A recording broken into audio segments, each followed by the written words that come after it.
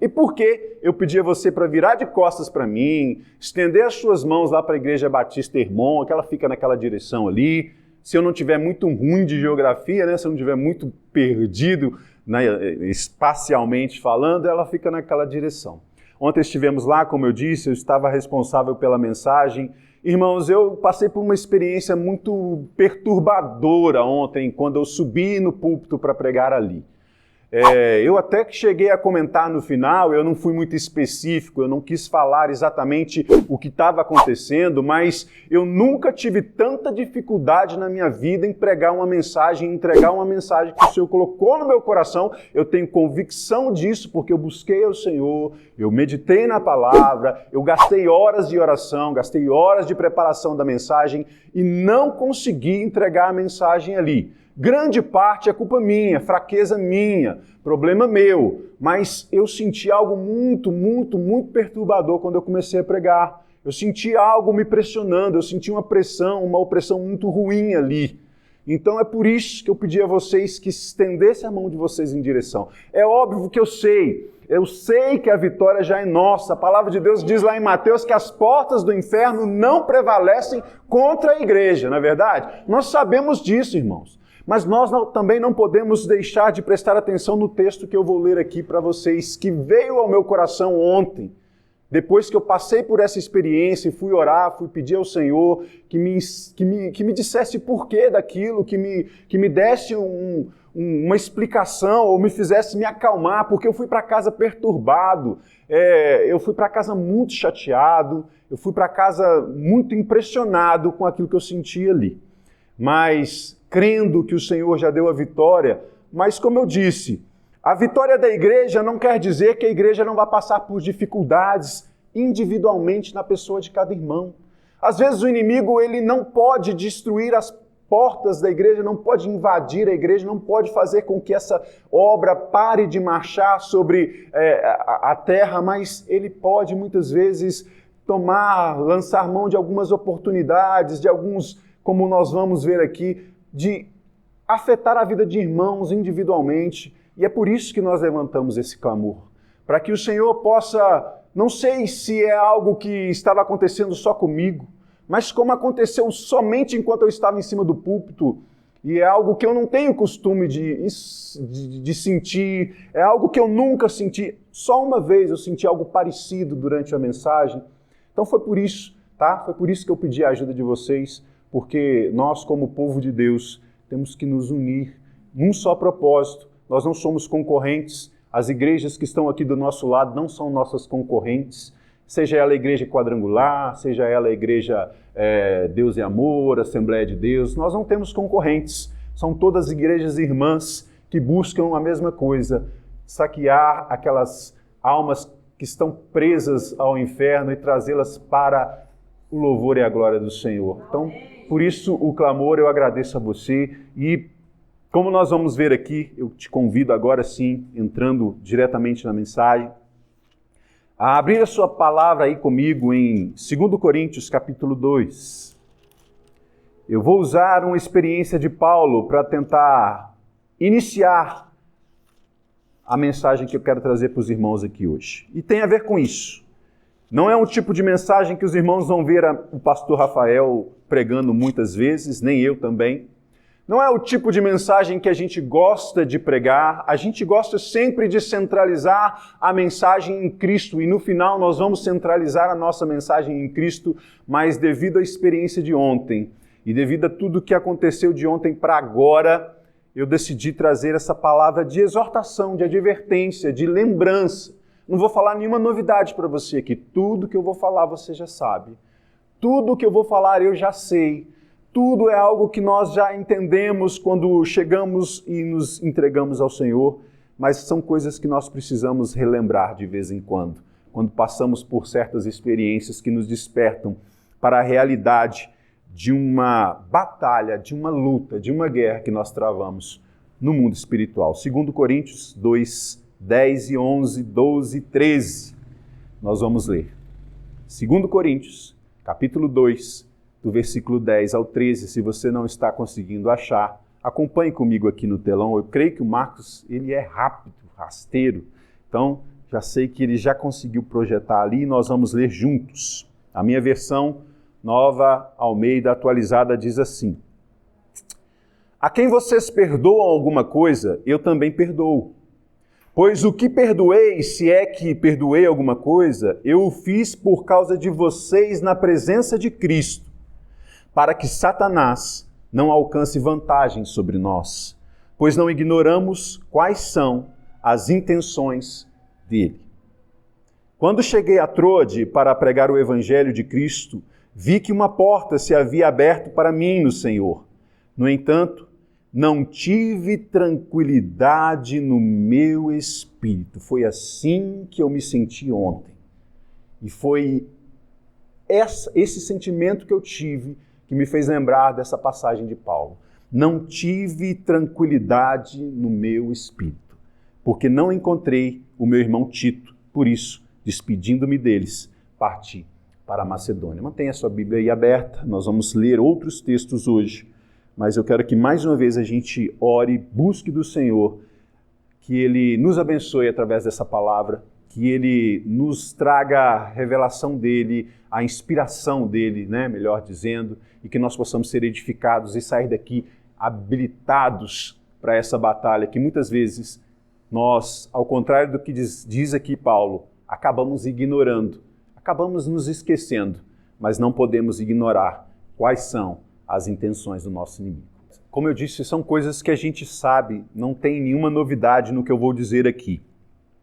Mas como nós vemos aqui no versículo 11, Paulo falando sobre uma experiência que ele teve. Paulo vem aqui falando sobre perdão de irmãos, né? Paulo está falando sobre um irmão que fez alguma coisa que Paulo considerou que não estava certa, que ele chamou a atenção da igreja de Corinto, pediu que ele fosse corrigido, pediu que ele fosse exortado. Então esse é o contexto desse texto aqui, e de repente no meio desse contexto Paulo lança essa, que no meio da igreja do Coríntio havia um irmão que precisava ser exortado, mas ao mesmo tempo ele vai dizer que aquela exortação deveria ser feita com amor, que aquela exortação tinha por intenção não envergonhar o irmão, não fazer com que ele fosse lançado fora da igreja. A exortação no meio da igreja serve para prevenir que os irmãos que são exortados ou disciplinados sejam dominados, sejam enredados, sejam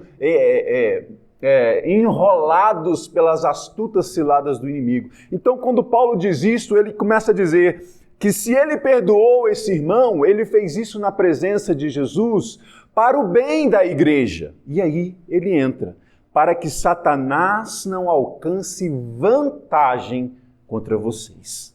E aí, do nada, ele vai dizer, porque nós não ignoramos quais são as intenções dele. E aí, como eu contei para vocês ontem, depois de tudo que aconteceu, eu cheguei em casa, fui orar e me lembrei desse texto, e aí eu fiquei pensando assim, será que muitas vezes, nós como igreja, será que muitas vezes nós como irmãos, será que muitas vezes nós, por vários motivos diferentes, cada um com o seu motivo, não acabamos, de certa forma, ignorando? Não é que a gente não saiba, sabe? Sabe quando marido e mulher têm aquela briguinha? E é muito comum, não são todos, mas muito comum que em muitos casos o marido e a mulher, quando tem uma briguinha, um dos dois começa a ignorar o outro, não é? Ah, é? É assim? Eu vou fingir que nem te conheço. Ah, você vai me contar alguma coisa, eu vou ficar olhando para o teto, fingir que não estou ouvindo, Você ignora, você sabe que aquela pessoa é. Você sabe que ela é sua esposa, seu marido. Você sabe que você não tem jeito, vocês vão viver juntos, né? Se vocês se casaram em Cristo, se vocês se casaram diante do Senhor, a orientação de Cristo é que não tem nesse negócio. Casou, que o homem não separe.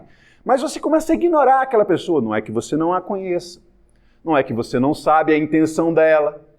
Não é que você não saiba que ela está querendo se aproximar de você para reatar o relacionamento, mas você ainda está magoado. E por algum motivo você é um pouquinho orgulhoso, orgulhosa, e dá aquela ignorada, aquele gelo, né, que a gente chama. E muitas vezes, nesse sentido de ignorar, será que muitas vezes nós não estamos ignorando as intenções do nosso inimigo? Será que muitas vezes, por ficarmos ignorando demais a realidade de que temos um inimigo espiritual que nós não vemos, que nós não ouvimos, que nós não apalpamos, que nós não passamos por ele na rua e podemos ver o que ele está fazendo, acabamos ignorando aquilo que a gente sabe a respeito dele? Será que nós, como igreja, não estamos, de certa forma, buscando muitas mensagens de bênção, buscando muitas mensagens de vitória, buscando muitas mensagens de prosperidade, de cura, mensagens de restauração do meu eu ferido, das minhas emoções machucadas? Será que a igreja, por querer fornecer muito remédio para dor, dipirona, a igreja hoje, e muitas vezes tem tentado atender o mercado da dor. Muitas vezes a igreja foca em vender um remédio ou distribuir um remédio para a dor e acaba não dando tanta ênfase em outros assuntos, porque, meus irmãos, não existe um foco só. Quando a gente vive uma realidade espiritual, existem muitas dimensões espirituais que nós precisamos focar. E muitas vezes nós focamos muito no sacrifício de Cristo por nós, em como Ele morreu pelos nossos pecados e nos deu a vitória, e aí a gente começa a ficar confiante demais. E será que muitas vezes a gente não tem ignorado a intenção do nosso inimigo em relação a mim, a você, ao nosso casamento, aos nossos filhos, à nossa sociedade? Porque ele tem intenções para todas essas coisas. Satanás tem planos para todas as áreas da sua vida, ainda que você não tenha.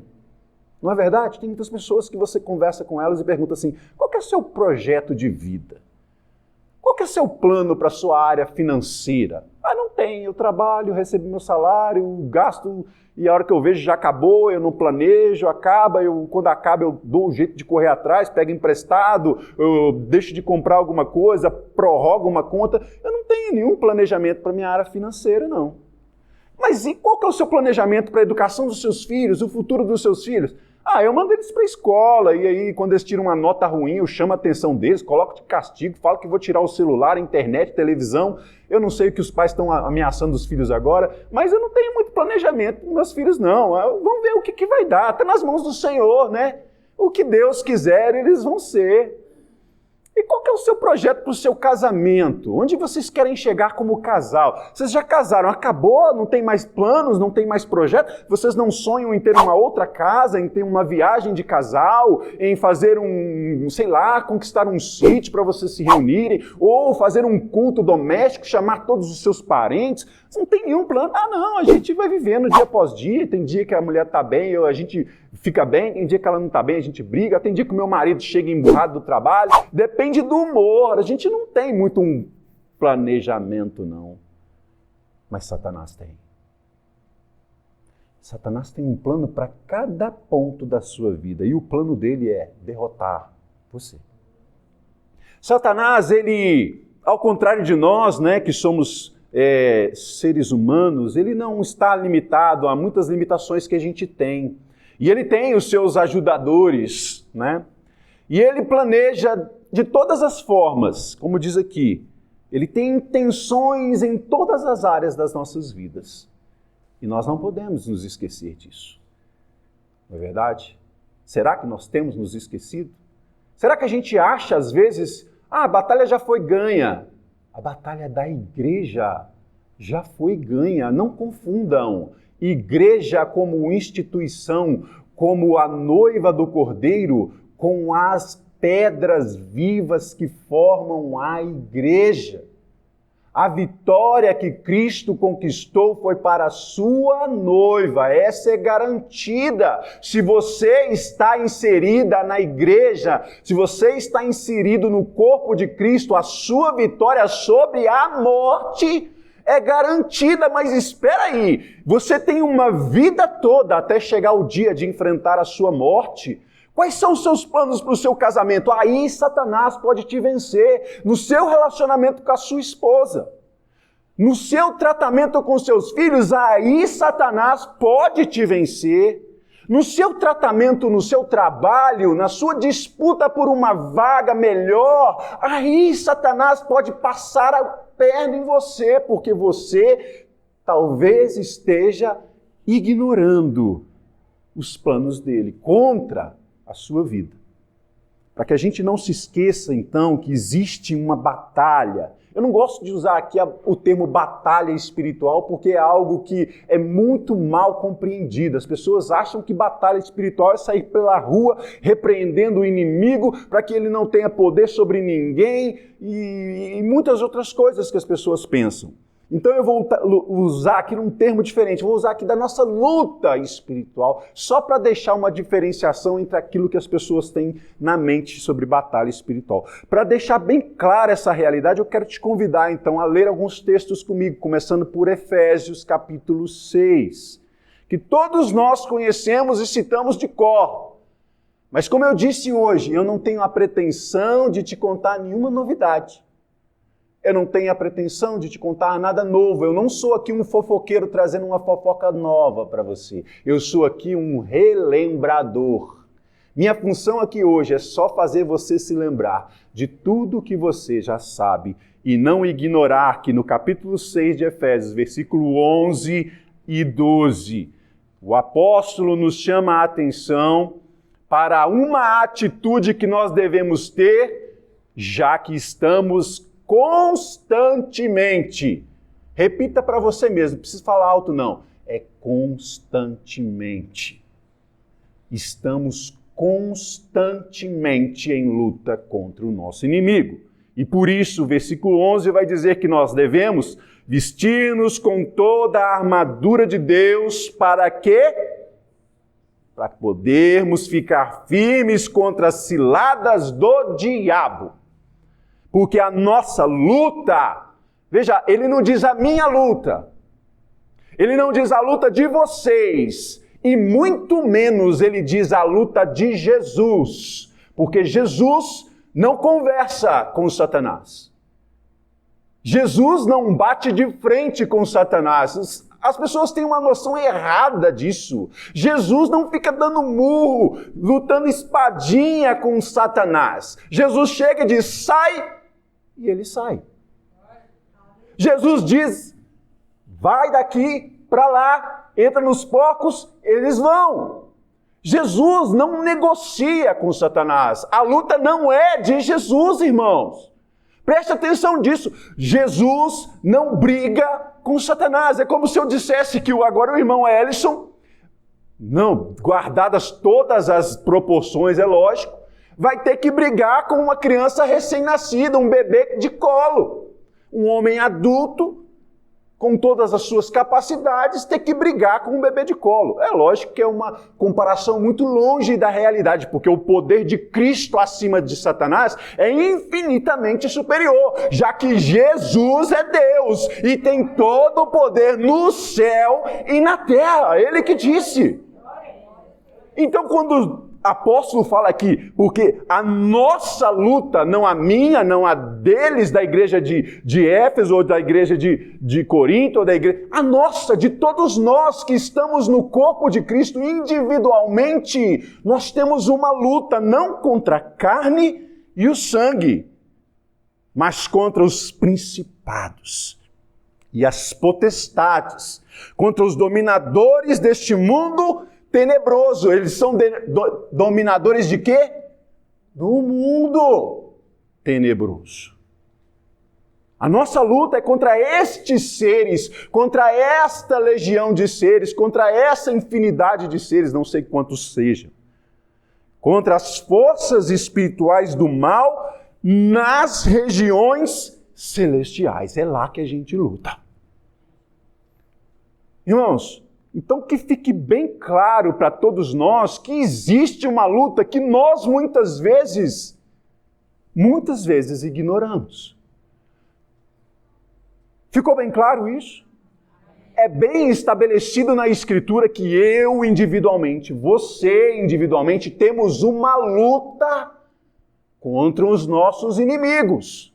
E individualmente nós vamos perder. Nós precisamos estar juntos, nos unirmos, orarmos uns pelos outros, pedirmos ao Senhor, perdoar uns aos outros. Não é isso que Paulo estava dizendo lá no texto que eu falei lá no início? Perdoa para que esse irmão não se perca. Nós precisamos cuidar uns dos outros, porque nós estamos em batalha. Quem pode sofrer derrota somos nós, Cristo não. Não existe essa possibilidade. A vitória de Cristo é eterna. Desde a criação do mundo e eternamente ele será o vitorioso. Nós precisamos entrar nessa vitória e precisamos vigiar, não ignorando que estamos em guerra. E, portanto, como é que nós devemos, então, não ignorando o fato de que estamos em guerra, não ignorando o fato de que estamos todo o tempo, lembra da palavra constantemente, vacilou, bobeou, Satanás te avançou. Ele não era para falar isso não, mas é mais ou menos assim. Bobeou, deu brecha, como os irmãos pentecostais gostam de dizer. Irmãos, às vezes a gente tem certos preconceitos. Todo respeito aos nossos irmãos pentecostais, porque às vezes alguns deles exageram essa luta. Mas, em geral, eles são bem conscientes de que estão na luta. É melhor você exagerar do que ignorar. É melhor.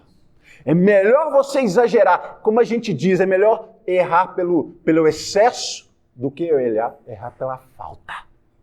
É melhor você guerrear o tempo todo do que você nunca guerrear. Então, como é que nós devemos nos comportar diante disso? E aí eu te chamo a abrir comigo a sua Bíblia no próximo texto. Hoje nós vamos ficar bem tranquilamente lendo alguns textos e eu vou encerrar a minha mensagem sem muita pretensão. Apenas de que? Lembrar vocês de que saiu dessa porta e mesmo aqui dentro, enquanto você está aqui ele não vai entrar e fazer graça, mas nas regiões celestiais onde ele luta contra você, ele está esperando você baixar a guarda. 1 de Pedro, capítulo 5, Pedro vai dizer como é que nós devemos nos comportar. A primeira coisa que a gente precisa saber, já que nos lembramos que estamos em batalha, se não está conseguindo acompanhar a Bíblia, não tem problema não. Irmão Marcos tem lá um segredo do teclado lá que ele chega no texto antes de eu acabar de falar aqui. Então, 1 de Pedro 5, 8 a 10. Olha, a primeira coisa que Pedro nos ensina é que nós, versículo 8, sejam sóbrios e vigilantes. Sóbrios e vigilantes. Se você passou pelo exército, tirou guarda de dia lá, se você ficou de sentinela alguma vez, você sabe.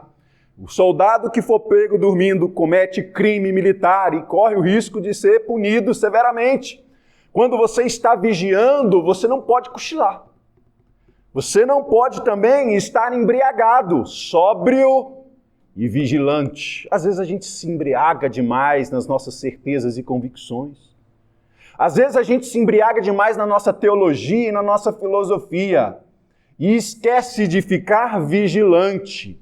E Pedro vai completar dizendo que o nosso inimigo, porque já ficou bem definido, não já? Que temos um inimigo. E ele diz mais uma vez, é inimigo de Jesus? É inimigo de Deus? Nosso, meu, seu e de cada crente no mundo, nosso inimigo, o inimigo de vocês, o diabo, anda em derredor como o leão que ruge, procurando alguém para devorar. Primeira coisa que nós precisamos nos lembrar, que nós devemos estar sóbrios e vigilantes. E muitas vezes, irmãos, pela rotina, pelo cansaço do dia a dia, por todas as demandas que o próprio Satanás, que domina esse mundo tenebroso, lembrem-se das palavras, lembrem-se das expressões. Quem é que domina esse mundo tenebroso? Satanás. Veja, ele domina o sistema, ele domina a cultura. Nós temos que ser a contracultura. Nós que somos a igreja temos que ser a contracultura, contra o sistema. Porque nós somos a diferença. Nós somos os representantes de Deus nessa terra. Mas o mundo tenebroso, aquele que não está na luz, aquele que não foi iluminado por Jesus, isso é o mundo tenebroso, aquele que não foi alcançado pela luz de Deus, está ainda nas escuras, ele é dominado pelos diabos, demônios, etc. e tal. Então, nós precisamos entender essa realidade. Devemos estar vigilantes e sóbrios, para não sermos tragados individualmente pelos nossos inimigos. E além disso, ele continua no versículo 9. Sejam sóbrios, não fiquem tontos, não fiquem com os olhos embaçados, não fiquem com os sentidos amortecidos, não fiquem como se tivessem bebido muitas taças de vinho assim, rindo demais, achando tudo engraçado. Satanás está ali brincando com a pessoa e você está rindo. Pausa, parêntese. Cuidado com as risadas que você dá quando você assiste certos vídeos no YouTube, TikTok, eu não sei qual que é a mídia que você está consumindo. Sabe aqueles videozinhos que você vai passando assim e uma pessoa se estrepa, perdão da palavra, e você ri? Uma pessoa se dá mal e você ri? Muitas vezes, talvez, ali esteja um brinquedo de Satanás e você está batendo palmas e rindo para Satanás brincando com a vida de uma pessoa. Então, meus irmãos, a gente não pode ficar achando muita graça de certas coisas, porque a gente está participando. Quando você fica ali revendo aquele vídeo engraçado, claro que não é todos, né, irmãos? Aqui eu não quero partir para o lado do exagero. Tem coisas que são engraçadas mesmo, não tem nada demais, mas esteja sóbrio. De repente você está rindo de algo que, na verdade, é Satanás brincando com um filho das trevas, que poderia não estar passando por aquela situação se tivesse vindo para a luz. Fecha parênteses e ele diz: resistam-lhe firmes na fé. Versículo 9. Resistam-lhe firmes na fé. E aí ele coloca a palavra, certos de que os irmãos de vocês, espalhados pelo mundo, estão passando por sofrimentos iguais aos de vocês. Então, irmãos, a segunda coisa que nós precisamos fazer diante dessa informação de que o inimigo está ativo e nos atacando é resistir-lhe firme na fé. Não é resistir na minha própria força. Não é resistir dizendo, não, isso não tem nada a ver com o inimigo. Não, Satanás tem nada a ver com isso. Não, não é assim que se resiste ao nosso inimigo. É resistindo-lhe firme na fé, na crença, na confiança que nós temos de que o nosso Senhor tem poder para nos livrar das artimanhas de Satanás. É resistir à vontade dele. Resistir ao convite dele para não perdoar alguém, resistir ao chamamento dele para ficar debochando de alguma pessoa, resistir ao convite dele de guardar algo que não te pertence, ninguém está vendo, não vai prejudicar ninguém, resistir ao convite dele de culpar a sua esposa ou seu marido por uma frustração sua que ela não tem culpa nenhuma, resistir ao convite do inimigo de colocar a imagem dele em outra pessoa, confundir a pessoa que é o objeto do poder dele com ele mesmo, porque nós lemos lá atrás que a nossa luta não é contra as pessoas que são usadas por eles, mas contra eles nas regiões celestiais. É assim que se resiste firme na fé, tomando cuidado, sendo vigilante. Olha o que eu estou fazendo. Será que aqui eu estou resistindo firmemente contra o inimigo ou eu estou ajudando ele a vencer alguém?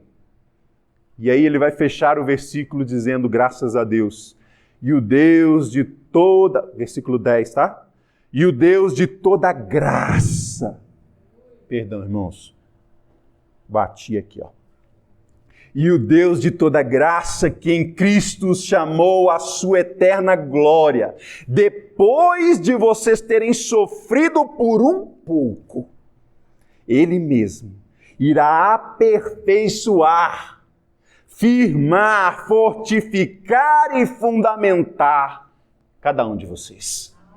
Resiste, fica sóbrio, fica atento, fica desperto, resiste, porque o Senhor vai usar todas as artimanhas do inimigo para te fortalecer e não para te derrubar. Porque não adianta nada, meus irmãos. Se eu juntar aqui, um país juntar aqui todos os seus jovens de 18 anos, levá-los para o exército, colocá-los lá em fila, dá para eles um uniforme, dá para eles botas, coturnos, gandolas, boinas, colocar um rifle na mão deles, colocar uma arma na cintura deles e deixar eles parados lá e só ficar ensinando eles virar para um lado, virar para o outro, marchar, só isso.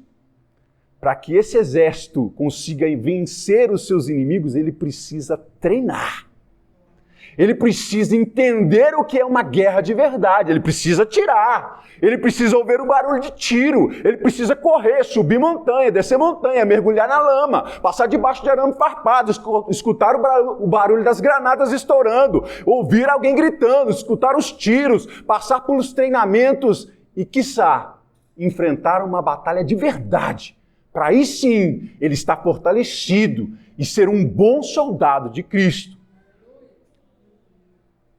Por isso é que essas coisas que o inimigo lança contra nossas vidas, Pedro vai dizer que Deus, com graça, pode usá-las para nos fortalecer, nos fundamentar, nos fortalecer e firmar. E aí nós temos o texto de Efésios 4, 27 e o versículo 30. Mais duas coisinhas que nós precisamos fazer diante da informação de que estamos em guerra. Primeiro, o versículo 27 vai dizer que não devemos dar lugar ao diabo. O que o apóstolo está querendo dizer aqui que não devemos dar lugar ao diabo? Será que ele não tem um lugar? Será que eu preciso dar para ele uma casinha para ele morar? Irmãos, é mais ou menos, vou usar uma ilustração bem tranquila aqui. Faz de conta que você está num ônibus, você está sentado numa cadeira e está com a mochila muito grande na cadeira do lado. E chega uma pessoa e aí você tira a mochila. Ou vamos colocar que você está com seu filho pequeno, sentado, uma criança de colo, menor, o Miguelzinho assim, né, Miguel? Sentado ali no banco, aí você vê uma pessoa de pé, você faz o quê? Pega o seu filho, coloca no seu colo e dá lugar para a pessoa ficar do seu lado. É isso que o apóstolo está querendo dizer. Não deixa Satanás ficar se assentando à sua volta, não. Usa a autoridade do nome de Jesus. Está percebendo que alguma coisa não está indo bem na sua casa, na sua família, no seu trabalho? Começa a orar. Começa a interceder. Lembra das armas poderosas em Cristo? Lembra das armas poderosas em Deus que Ele nos fornece? Eu não quis ler o texto lá de Efésios. A espada, a couraça, o escudo, o capacete, os cintos cingindo nossa cintura. Usa as armas que você tem para incomodar. Não deixa o diabo muito à vontade na sua vida, não. Desperta. Não deixa ele ficar à vontade do seu lado. E a outra coisa que ele vai dizer no versículo 30, e a mais importante que ele vai dizer é: não entristeçam o Espírito Santo de Deus, no qual vocês foram selados para o dia da redenção. Quer ver um crente ficar vulnerável aos ataques de Satanás? É um crente que entristece o Espírito Santo. E como que a gente entristece o Espírito Santo? É fazendo exatamente o contrário do que é falado para não fazer com o diabo aqui, é não dando lugar para ele nas nossas vidas. É não deixando que ele nos transforme. É não deixando que o fruto dele nasça em nós. Às vezes vem aquela vontade de pedir perdão e você fala assim: não vou pedir perdão. Aí você fala, aquela vozinha assim: não é você. É claro que não é você. Você é uma pessoa orgulhosa. Mas vem aquela vozinha em você assim: pede perdão. É a pessoa que está errada, não vou pedir perdão. Eu estou certo.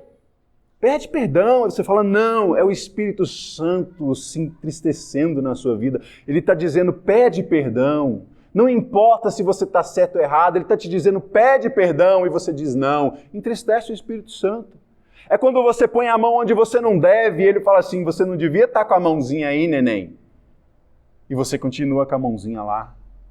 É quando você vai naquela página que você não deveria ter visitado e o Espírito Santo, na hora, fala para você assim, será que você devia digitar essa última letra dessa página e clicar no mouse? E você fala assim, eu acho que não, e clica.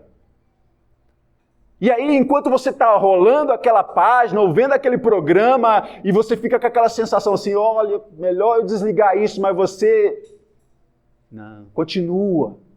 A voz do Espírito está tentando te conduzir, como a palavra de Deus diz, que Ele mandaria um Espírito que nos guiaria a toda a verdade, e você vai entristecendo Ele dizendo não.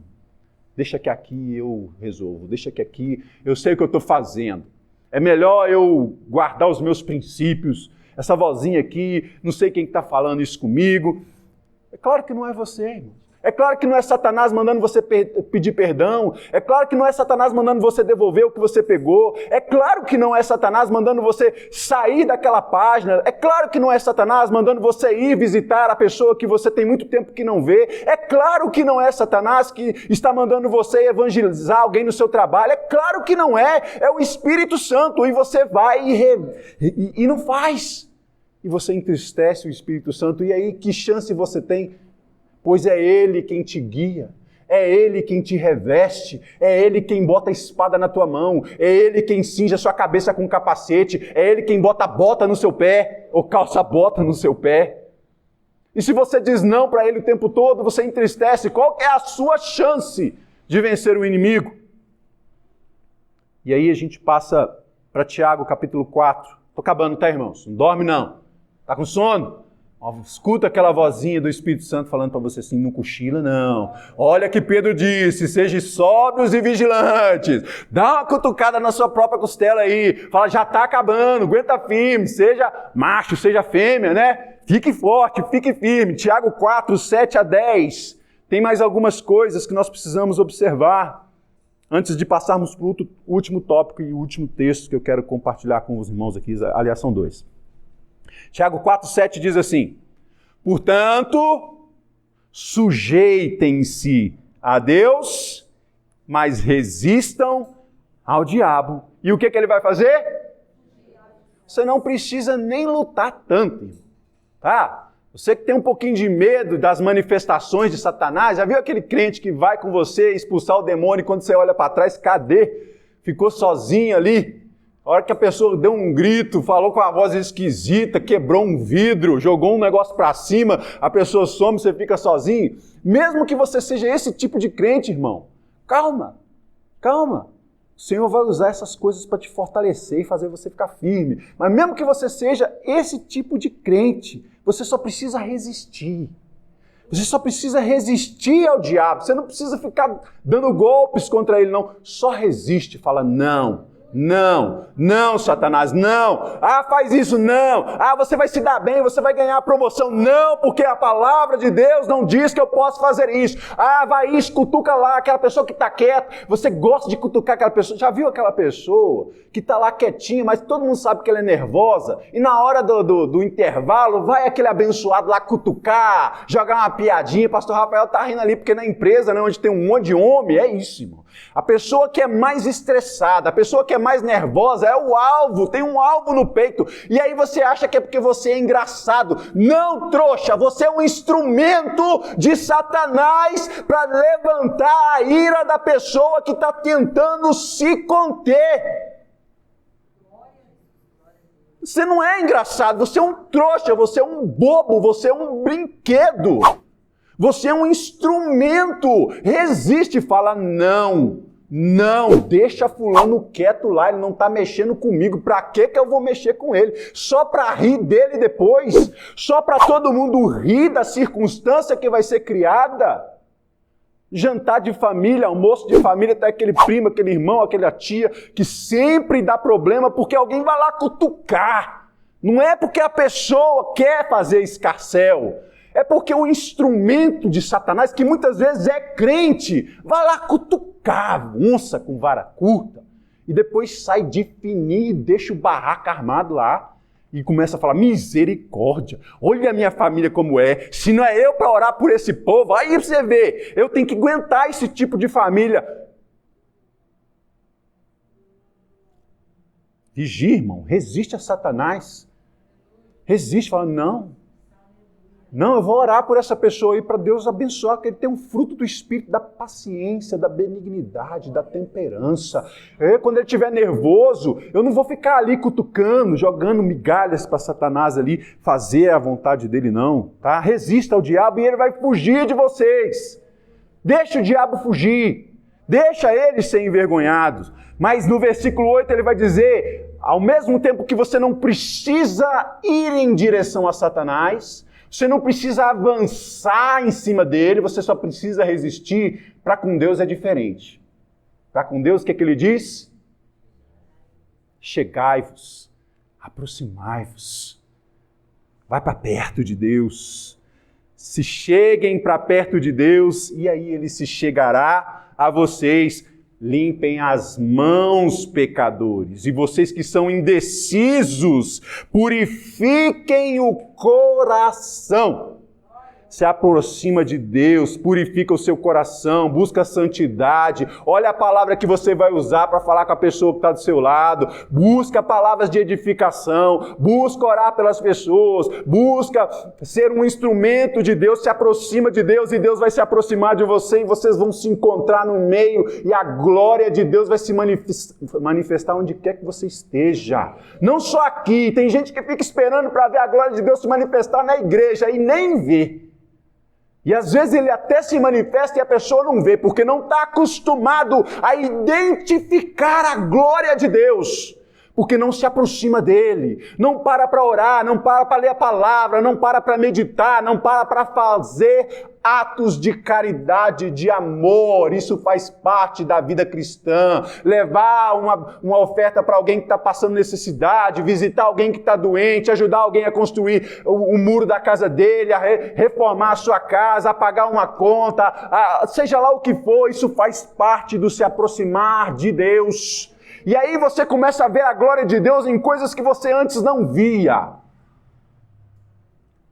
Não precisa vir na igreja para ver a glória de Deus, mas tem que vir, tá? Tem que vir porque a gente tem que estar congregado, porque aí um ora pelo outro, luta pelo outro. E deixa eu tentar terminar no tempo aqui. E ele continua. Purifiquem o coração, versículo 9. Reconheçam a sua miséria, lamentem e chorem, e que o riso de vocês se transforme em pranto, e que a alegria de vocês se transforme em tristeza. Resumindo, versículo 10, humilhem-se diante do Senhor, e Ele os exaltará. Por que muitas vezes a igreja é humilhada? Não diante do Senhor, mas diante do mundo, porque a igreja não sabe se humilhar. A igreja tem rido demais, como eu disse aqui já anteriormente, está rindo de tudo, está achando graça de tudo. A gente não vê mais as pessoas se vestindo com um pano de saco, espiritualmente falando, jogando cinza sobre a cabeça. Na hora da oração a gente não vê ninguém chorando mais. As pessoas querem ser tocadas por Deus, as pessoas querem ter comunhão com Deus, mas as pessoas não se arrependem dos seus pecados, por menores que sejam, porque não existe pecadinho e pecadão. Todo mundo sabe essa frase de efeito. Mas não chora pelos pecadinhos, fica esperando cometer um pecadão.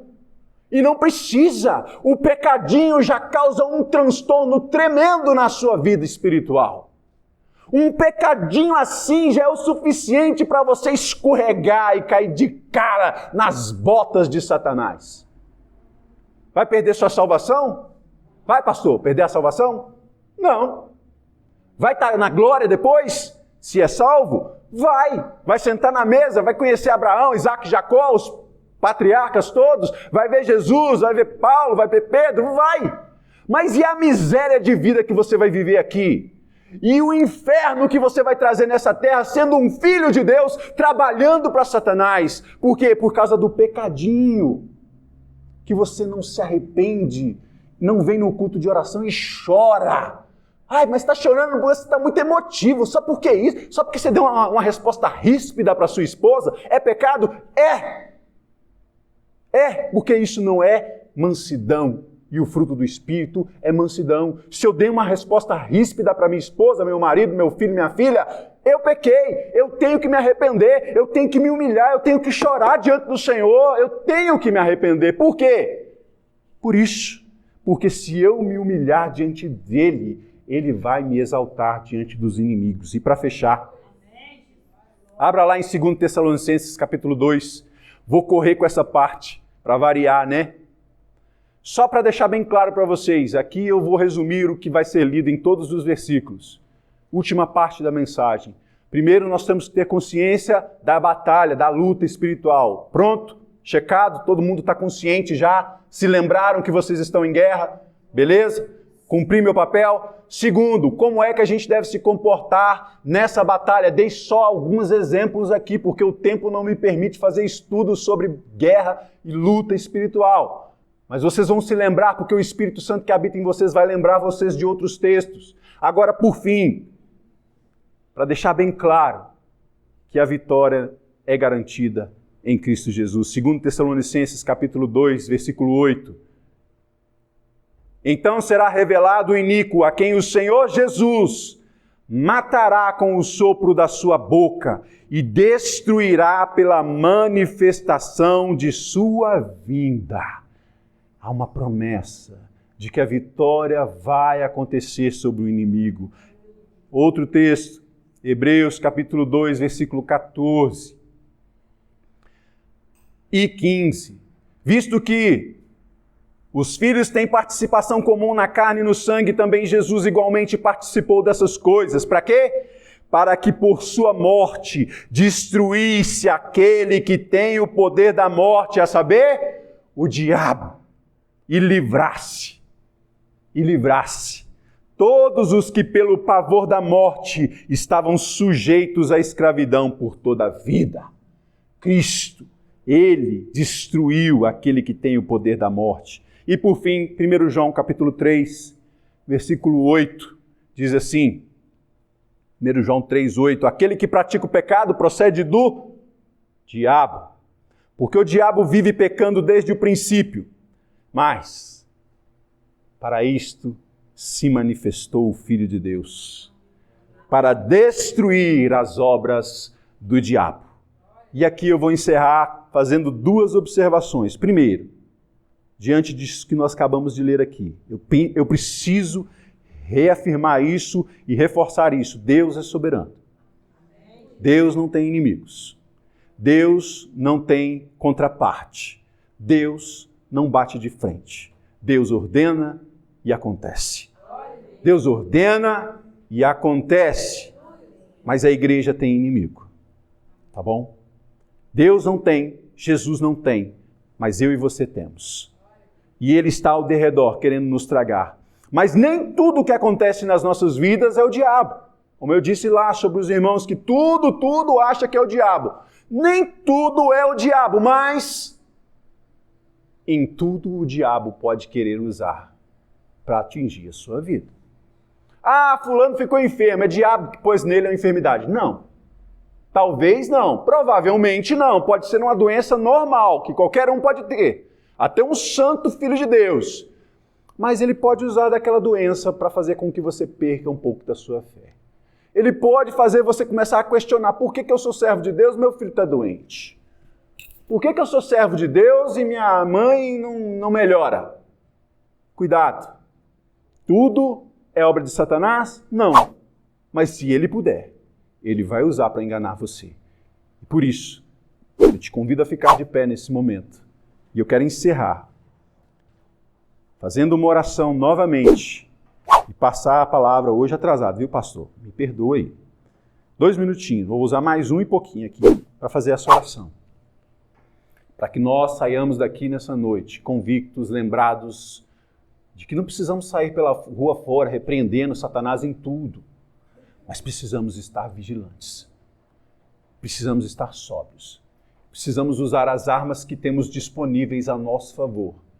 E precisamos tomar cuidado, principalmente isso, tomar cuidado, para que cada um de nós não acabemos sendo um instrumento de Satanás. Porque nós somos vasos para honra. Você, cada um de nós aqui, eu, devemos ser vasos para a honra. Seja um vaso de barro, um vaso de ouro, um vaso de cristal, não importa. Seja um vaso para a honra E é essa oração que quero fazer por você nessa noite.